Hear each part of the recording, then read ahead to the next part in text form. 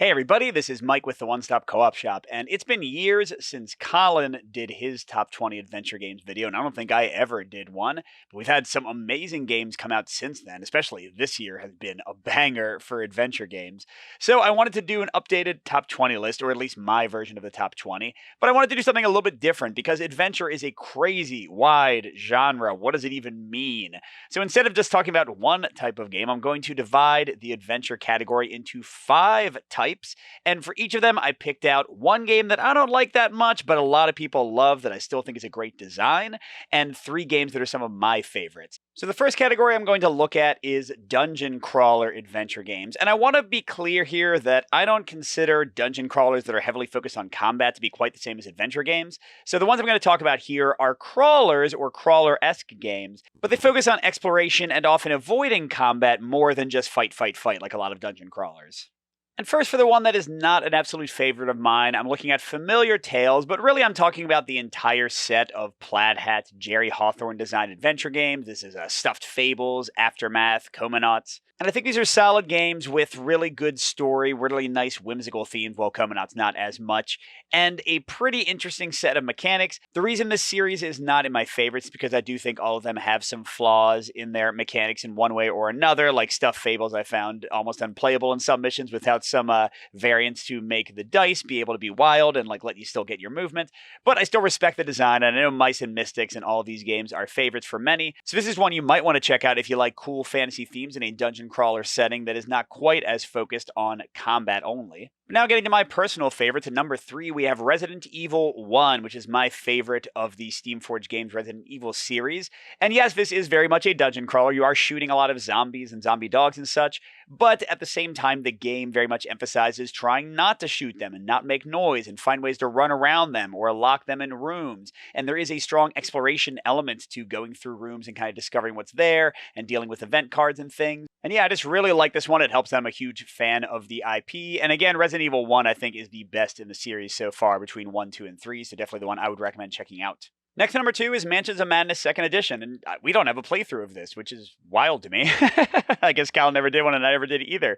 But yeah, this is a cool adventure, kind of horror, Lovecraftian game. It is app-enabled, and this is another one where combat is certainly not the focus. Usually you are running from eldritch horrors, trying to find ways around them. And all of the app-based games, this one, Journeys to Middle-earth, Descent, Journeys in the Dark 2nd Edition with the app, they all have a fun way of kind of doing exploration and adding things to the map. But I think for pure excitement and dread and adventure, Mansions of Madness 2nd Edition is the best of that series. And it's nice that it is one-off scenarios because, for example, Journeys in Middle-earth is an overly long campaign for my taste, so I think Mansions of Madness gives you more bang for your buck. But my number 1 for an adventure and exploration focused crawler, like I said, this is an awesome year because it's this year's game, Agamonia. I love the system in this one where you kind of explore little locations as you get closer to them. You have little sort of choose your own adventurous choices and things to make.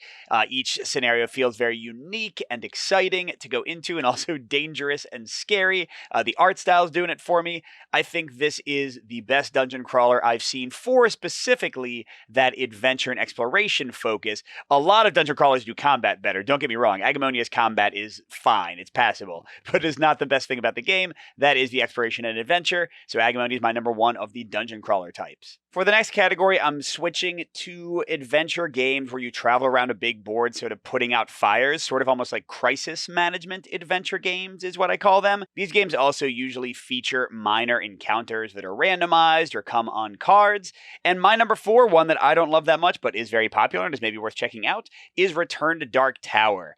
I like the combat in this game. I think it's excellent. By the way, we haven't done a playthrough of this one either. What the heck? I love the combat in this one. I like the dungeon crawling. All the stuff that is app-enabled, where you're actually doing kind of cool things and progressing down. I think that's great.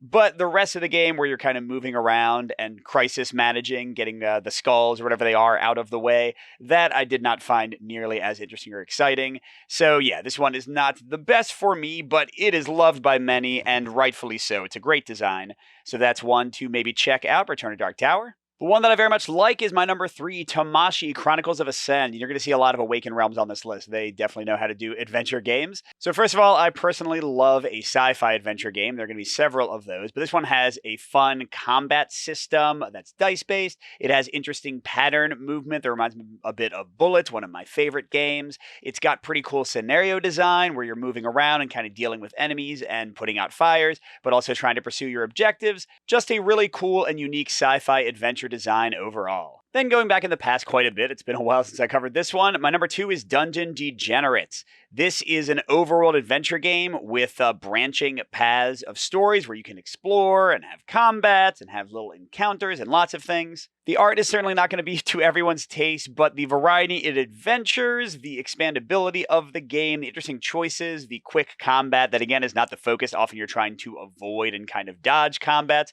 I think make this a very engaging and compelling adventure game. Certainly worth checking out if you don't mind, again, the art and the dice-based resolution system for everything. Then finally, for my number 1, we have Eldritch Horror, which is my favorite of the Arkham Horror 2nd Edition, Eldritch, Arkham Horror 3rd Edition, that whole kind of series of adventure games.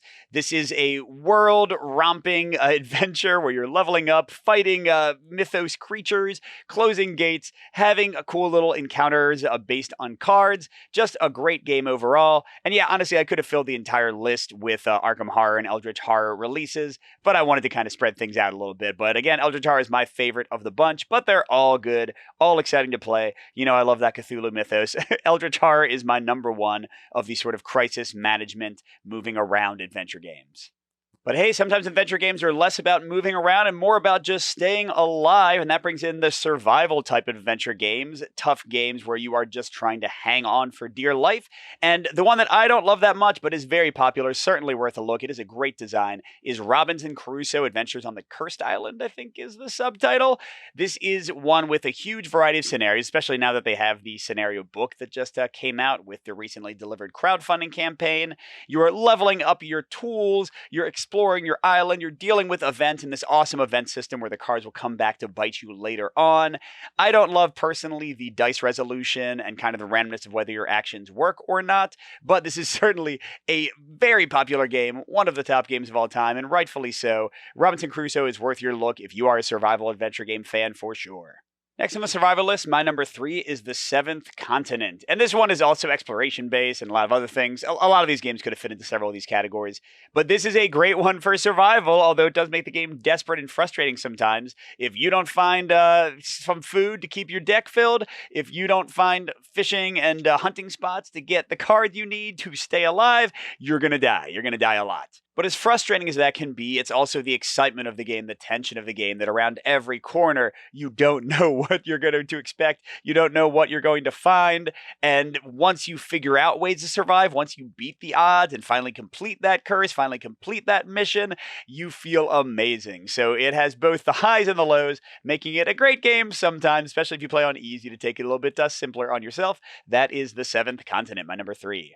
Next, at number 2, we're back to sci-fi adventure land with Unsettled. You go into different planets, you're trapped there, and you got to deal with crazy things. And this game is all about exploration, all about survival. There are so many things trying to kill you, although not in a violent way. Usually there's not really any enemies you'll fight. Again, this is a very adventure-focused game. But trying to find the right combination of actions, exploring your terrain. Most of the scenarios have you like kind of building the map in one way or another, or at least turning things over, experiencing the different parts of each scenario you play, trying to keep each other alive in these hostile environments. I love this one, especially with the new planet that delivered when I backed the second crowdfunding campaign. I got to play it more. I got to find the time, but Unsettled is an awesome, awesome game. My number 2. And finally, my number 1 adventure game for survival is Paleo. I've talked about this one and played it a lot on the channel. You are looking at the backs of cards and getting hints of what awaits you as you try to survive in these harsh environments that you can mix and match together with these scenarios. If you want to fight a pack of wolves in the ice and snow, heck yeah, Paleo's got you covered. And you can make it as hard or as easy as you want with different variants in the game. I love this one. It's a lot simpler to play than some of the other games on this list in general, but it is very fun. The exploration aspect of flipping cards over and finding things out, especially the first few times you play with a certain scenario pack, is just so exciting. And then the combos and really mastering your terrain. That's what I want out of survival adventure.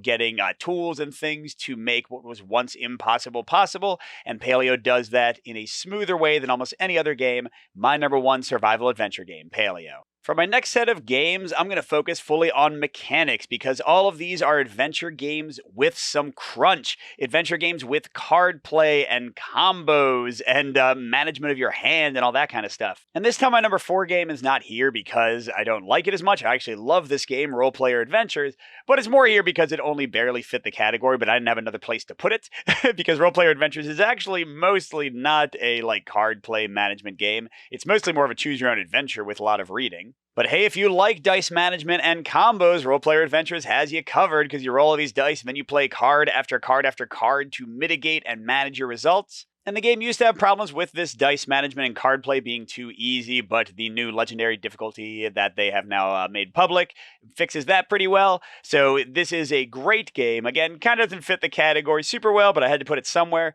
That's Role Player Adventures. But hey, now getting to an actual card play focused game, my number 3 is Earthborn Rangers. This is a recent one, but man, do I love the way that it uses cards to bring to life a living, breathing world. I'm so happy that the game's been a hit and that it's going to get more expansions and content. And the card play is great. Yeah, it's not as complex as some of the other living card games and adventure card games, but still putting together different combos, building your characters in different ways, leveling them up, facing the dangers of the wilderness without engaging in killing. This game is a pretty peaceful game most of the time. I adore that about Earthborn Rangers. That makes it easily my number 3 for this card play adventure category. But all right, come on, Mike. I'm keeping things simple. Let's get crunchy now with number 2, Mage Knight, baby. If you want an adventure game with card play, this is the one.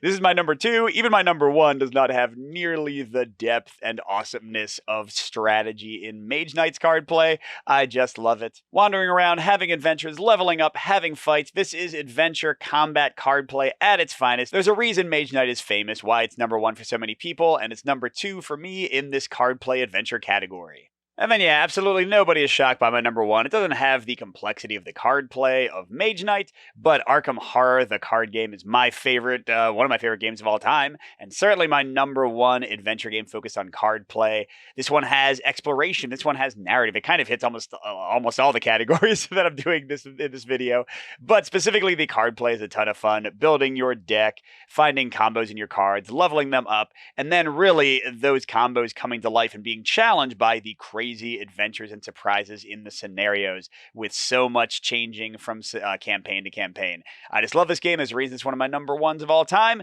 and it's certainly number 1 here, Arkham Horror the card game, my best adventure game with complex card play. And now for the final category, I'm looking at pure exploration, the thrill of discovery. A lot of the games I've talked about had this in minor or major ways, but these games are really focused on it. First one that's not a complete favorite, although kind of like Role Player Adventures, this one actually is one I like a lot, and that's the Sleeping God series. And I'm actually going to highlight my recent video, the one that I covered recently, which is Primeval Peril. I'm going to highlight that one because I decided that I think this is the Sleeping Gods that I like the best. I think it strikes the balance between too easy, that's Distant Skies, and too frustrating, that's the original Sleeping Gods, and finds sort of the happy middle. But yeah, this is a great game for exploration, going around, reading random entries, having these fun little side quests, discovering this alien world, fighting monsters in it. It has its weak points and its flaws and its frustrating elements, but it's still a great ride, and certainly for exploration, one of the best adventure game series out there. That's Sleeping Gods. But getting to number 3, well, let's have an Awaken Realms 1-2 punch. The number 3 one is ISS Vanguard. This is another sci-fi adventure game going through the galaxy, trying to figure out a mystery, find out what's happening with the Earth. Now, I'll be entirely honest, the more I play this game, the less I really love the card play and the dice play, but the actual exploration, moving around these planets, the variety of the scenarios you get into, discovering things on those cards and reading those narrative entries, that I still love. I still love the inherent story and mystery of ISS Vanguard, and that makes it my number 3. And here's my other Awakened Realms game, number 2, Tainted Grail, specifically Kings of Ruin, because the original one got a little too grindy for me, and I actually soured on it pretty hard. But Kings of Ruin fixes basically all of that. I love what I've played of it so far. I think they've toned down the combat a little bit, which can be fun, but can also get a little bit frustrating. And yeah, exploring these locations, discovering things, the mystery they build into the narrative itself, and the things you find out as you read. I won't spoil anything here, but it is great. It's really well done. Awakened Realms knows their adventure stories, and that makes Tainted Grail Kings of Ruin my number 2. Great adventure game. What's my final one? Like I said, y'all, 2024, what a year. What a friggin' year for adventure, because we've got Tainted Grail Kings of Ruin delivering, we've got Agamonia, and we've got my number 1 for exploration, and one of my favorite adventure games recently by far, The Seventh Citadel. I like it better than The Seventh Continent. It takes away a lot of the frustration and the survival, which is why it doesn't really fit into that category. But the card play, the discovery of the alien world, the story, the campaign structure, the choices, the character leveling, the settlement leveling, this game does it all so well. And yeah, as much as I like Seventh Continent for exploration, I like Seventh Citadel even more because they give you maps, they give you a little bit more hand-holding. You're not completely on your own, but that makes the thrill of discovery just a little bit funner, a little bit safer, and that's my speed. This is my number 1 exploration adventure game, The Seventh Citadel. So there you go, 20 adventure games to satisfy different palates and tastes. Hope you heard something in there that might be exciting for you. And please, in the comments, let me know some awesome adventure games that I forgot or missed or should try out. Thanks for watching, everybody. Good gaming, and I'll see you at the next stop.